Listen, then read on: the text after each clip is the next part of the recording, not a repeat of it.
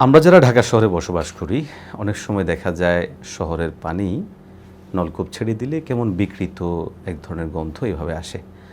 অনেকেই জানতে চান, এই যে মাঝে মধ্যে সাপ্লাইয়ের পানিতে এক ধরনের বিকৃতি আমরা অনুভব করি, তাহলে এক্ষেত্রে আমরা এটা ব্যবহার করব কি না, বা এর মাধ্যমে পবিত্রতা অর্জন করা হলে সেটা আমাদের পবিত্রতা অর্জন হবে কি না, অনেকেই সংশয় ও সন্দেহের মধ্যে থাকেন।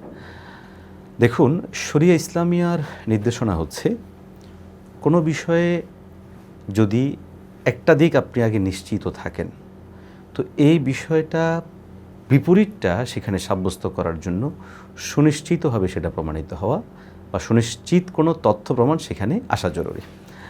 আমরা যারা ঢাকা শহরে পানি ব্যবহার করি, আমরা খুব স্বাভাবিকভাবেই জানি যে এখানকার যারা এগুলো মেনটেন করেন, তারা আমাদেরকে যে পানি দেন, এই পানিতে কোনো নাপাক জিনিসের সংমিশ্রণ থাকে না এবং সেটা তারা পাক পবিত্র পানি আমাদেরকে দিয়ে থাকেন। ফলে আমরা নির্ভয়ে এবং নির্ভারভাবে আমরা এটাকে ব্যবহার করে থাকি। সুতরাং আমরা স্বাভাবিকভাবে ধরে নিব যে এটা পাক অবস্থায় থাকবে। বাকি হচ্ছে বিকৃতি। বিকৃতি যখন ঘটে তখন দেখতে হবে যে এই বিকৃতিটা কী কারণে ঘটেছে।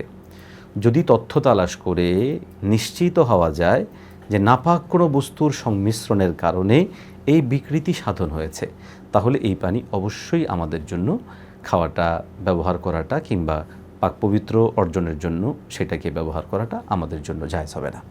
কিন্তু যদি আমরা দেখি সেখানে পবিত্র কোনো জিনিস মিশিয়েছে অথবা আমরা নিশ্চিত হতে না পারি, তাহলে আমরা পূর্বের এটার যে অবস্থান ছিল সেটার উপর নির্ভর করে আমরা এটাকে পাক হিসেবে ধরে নেব।